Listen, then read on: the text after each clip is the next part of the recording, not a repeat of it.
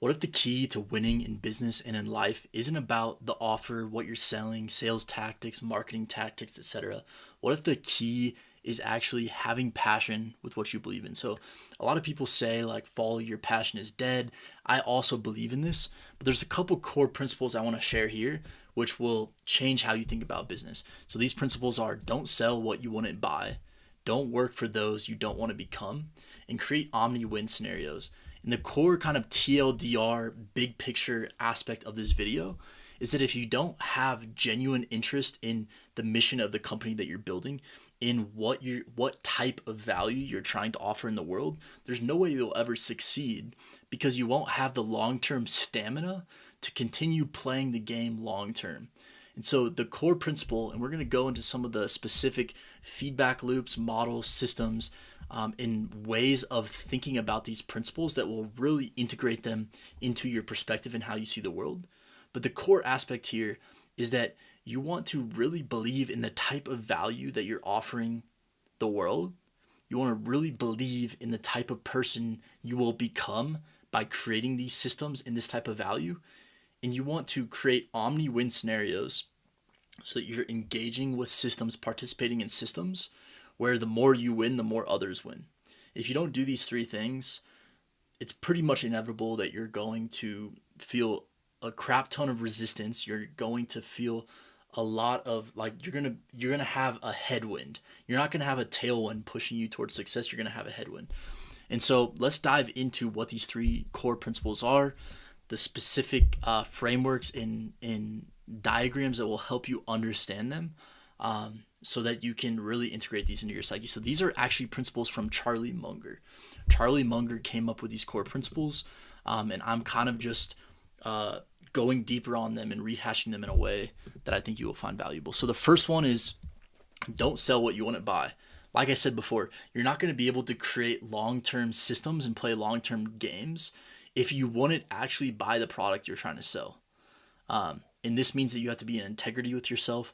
And if you create a product that is so valuable that you yourself would buy it, then it's going to be a lot easier. You're going to have a tailwind such that you can actually feel like the more effort you put in, there's a flywheel that's happening. The more effort you put in, the more rewarding it becomes, and the more you want to do it.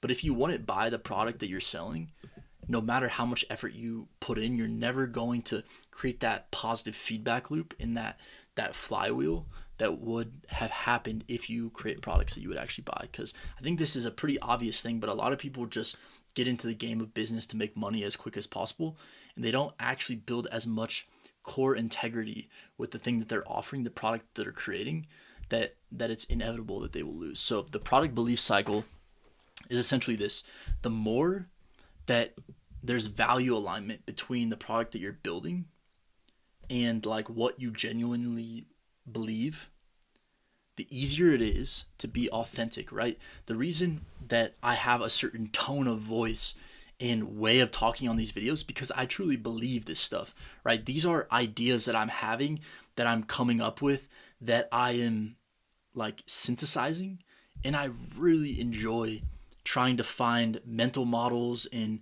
systems and perspectives and ways of understanding this work of doing meaningful work with AI, right? The mission of this is I want to help you build a more meaningful life using AI systems, right? I don't want to just, like, sure, part of that is making money. So I'm going to teach you how to make money with AI, but the whole goal of this is not just make money as quick as possible. It's build a life where you are pursuing what is most meaningful to you, and you are engaging in this product belief cycle where the more energy that you put in, the more you are energized as a result of it.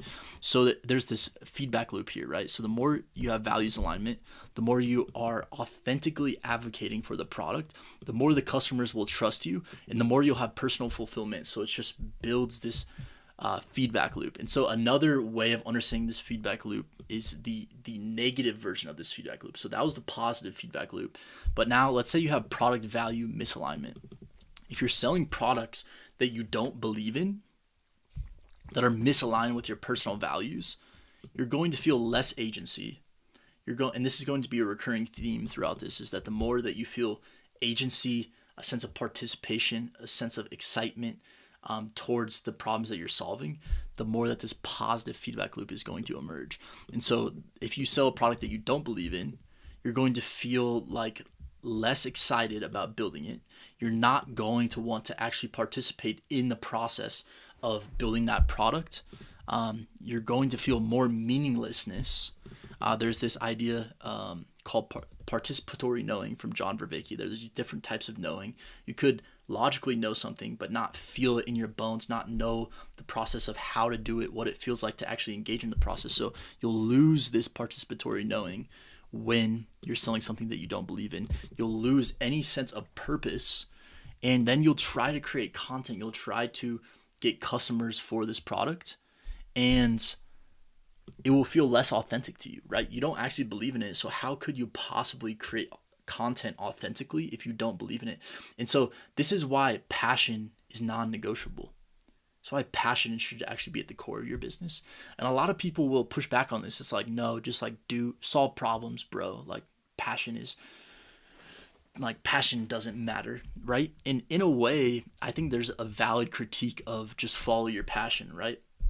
I've lived in this city where there's a lot of kind of the hippie types, where they're just like, follow your passion. I'm just gonna become a life coach and teach people how to do trauma work and whatever. Like there's a lot of there are genuine critiques of just like people that try to follow your passion because of how they actually go about it. They go about it in a way where they don't have the business infrastructure, they don't have the business strategy, they don't have any of the systems in place for that follow your passion energy to actually materialize into something real in the world, right?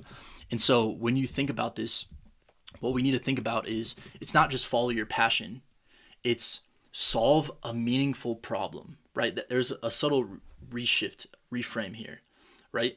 When you solve a problem that you genuinely care about, sure, you're going to have to drudge through drudgery. You're going to have to, do work that you don't want to do. You're going to have to it's going to be hard. It's not going to be easy. Follow your passion doesn't mean do what's easy.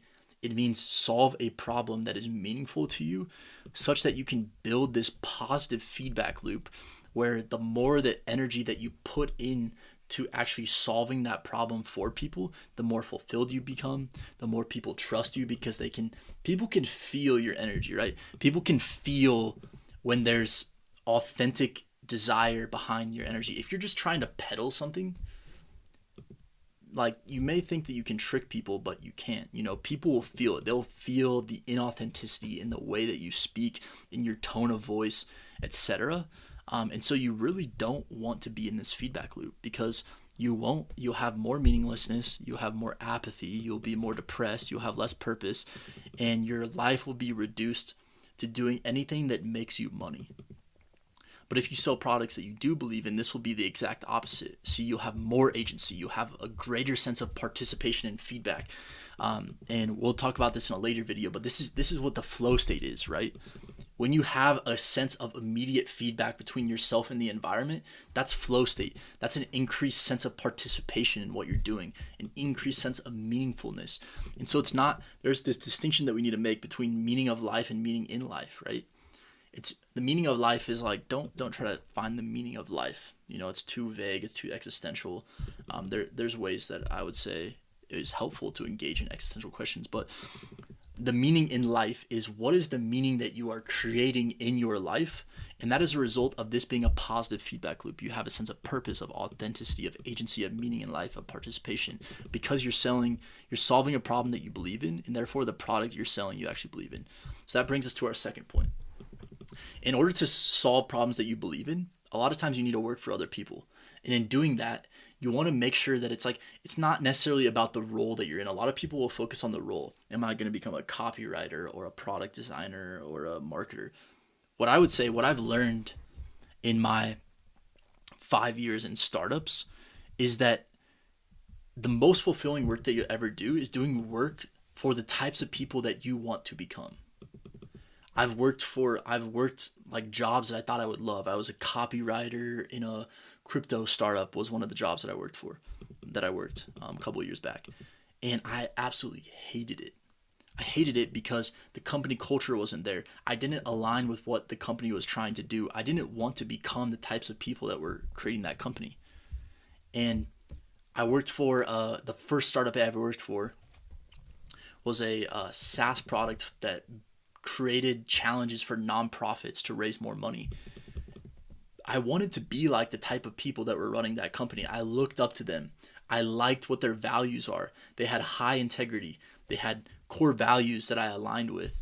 And so that is like one of the companies that I now that I've worked at multiple different startups, that was my first one, so I didn't realize how good it was. And now that I look back on it, I'm like, oh wow, that was actually really great, and I didn't realize it because now I've worked for companies where there's value misalignment, and I can see that lack of integrity of the founders. I can see that, I can see the different ways that a company could be run. And so the tasks here are you need to identify which character traits inspire you. What are the specific traits of people? Maybe it's courage, maybe it's integrity, maybe it's authenticity, maybe it's ambition and work ethic. Maybe it's they're solving the problems that you care about, right? So again, it's like it doesn't matter if you're a copywriter or product designer or what. Is the type of the person that you're working for solving problems that you care about and embodying traits that you want? Because if you hire a mentor, they're just going to help you become more like them. So be really careful about hiring mentors, because if you hire a mentor that you don't really want to become like, but even though they're successful, they're making a bunch of money, maybe you don't want to become them, but you hire them in order to become more successful, you're going to take on the traits of them that you don't like by working with them. So there's this cycle of agency loss and participatory alienation. I'll describe what that means in a second. But before we dive into what this graph actually is, I want to show key elements here. So agency, we can describe that as the capacity to act. So this isn't like the business model of an agency. This is the capacity to take action. Participatory knowing is having this direct engagement with the problems that you're working with, such that you're not just knowing things intellectually through your mind. There's this thing called propositional knowing, which is the propositions. You develop certain beliefs, you read something in a book and you memorize it. That's propositional knowing. Participatory knowing is you do something, you engage with an environment, you get feedback, and you are participating in that environment. And then value alignment just means that you share a sense of meaning with something. And so when there's a couple different feedback loops where if you are working for someone that you don't want to become, this is just a really bad feedback loop that you don't want to be in, because if you have values misalignment with this person, it will immediately diminish your capacity to act. You will immediately feel unmotivated and it will be harder to take action. You will be less effective in that action that you actually take. You will withdraw from that role, and therefore you will have less sense of participation. And one of the things that creates meaning in life is a sense of participation, a sense of agency, right? You'll have cognitive dissonance, right? Because you will be developing in a way that you don't actually want to develop. You'll experience this internal psychological fragmentation and conflict, because there will be a distance between the type of person that you're starting to become by working for this company and the type of person that you aspire to. So if those are the same, if the type of person that you're becoming through the company that you're working for, through the founder or the boss that you're working under, if that is not who you actually want to become, there will be dissonance. Your identity will have a disconnect. It will create suffering. It will create internal misalignment and conflict. And you'll just go into this cycle where you'll lose meaning. This is how depression starts. Like, a lot of people think depression is just like something that happens. But there's been very advanced scientific studies, cognitive science studies, that show that depression is what is called an adaptive machinery. So think of it like this.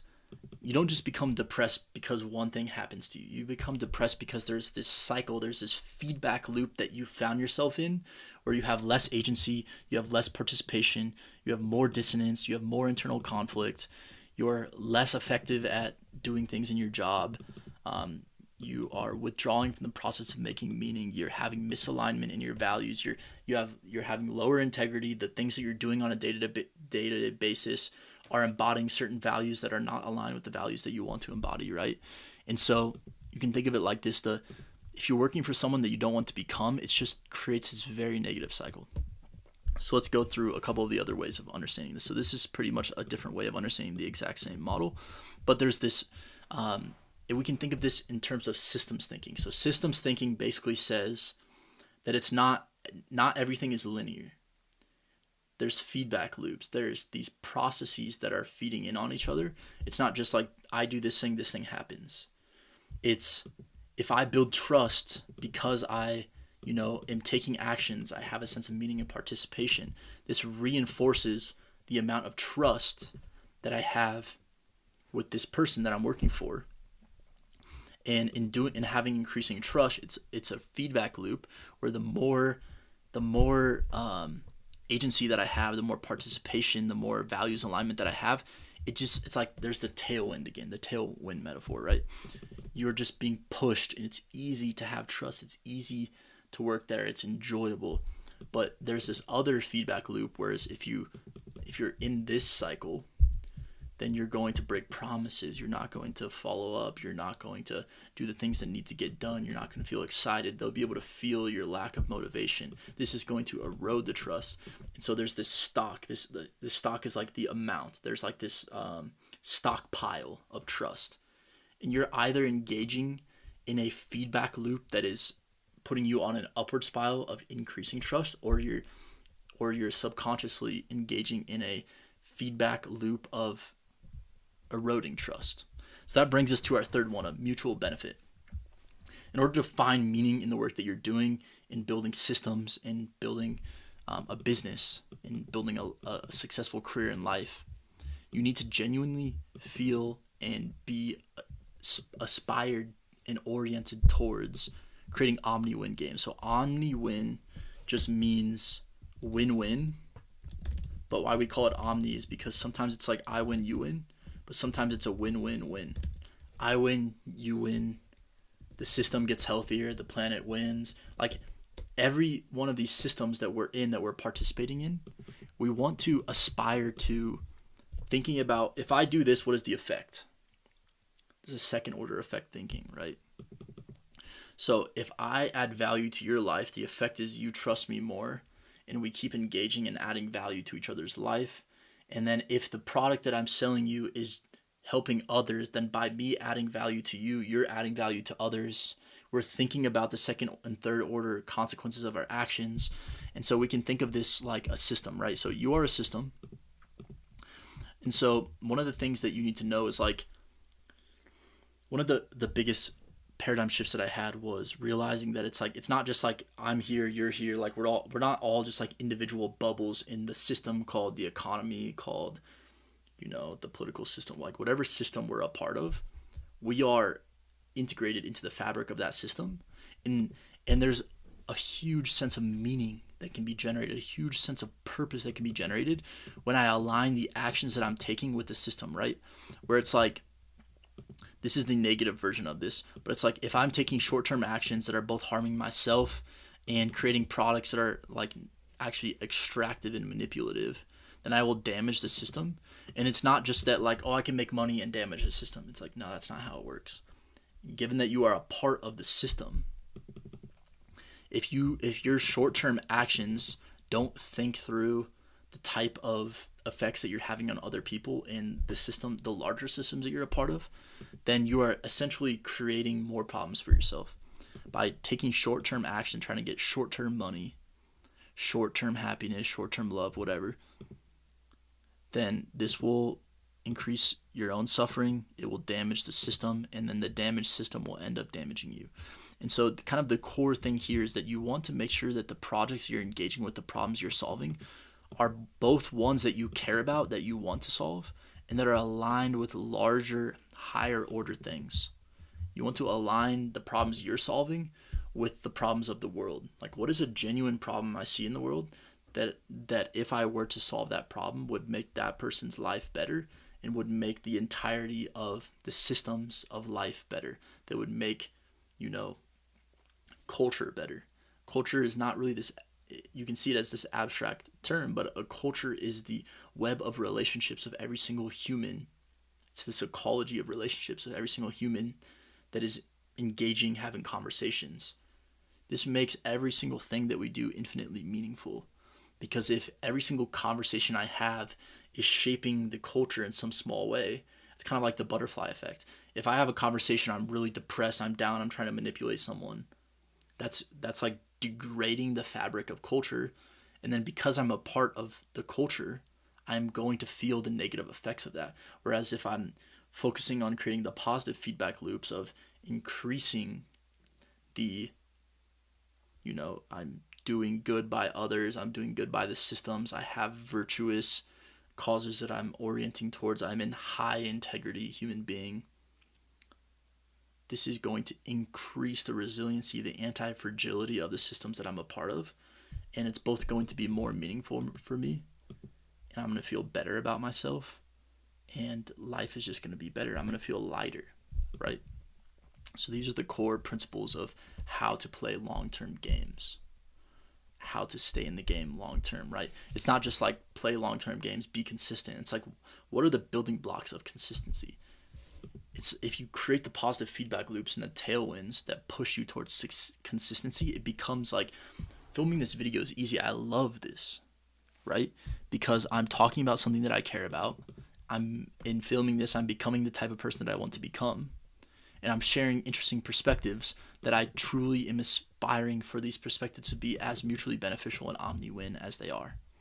And so in doing so, I really hope, and I trust myself, because I understand that I'm putting all of the conditions in place in my environment for me to work on things problems that I care about with people that I want to become for the benefit of all life. Therefore, how could I give up on this? How could I stop engaging with this if all of these forces are behind me, pushing me towards doing the thing that I love and helping people and getting money exchanged for the value?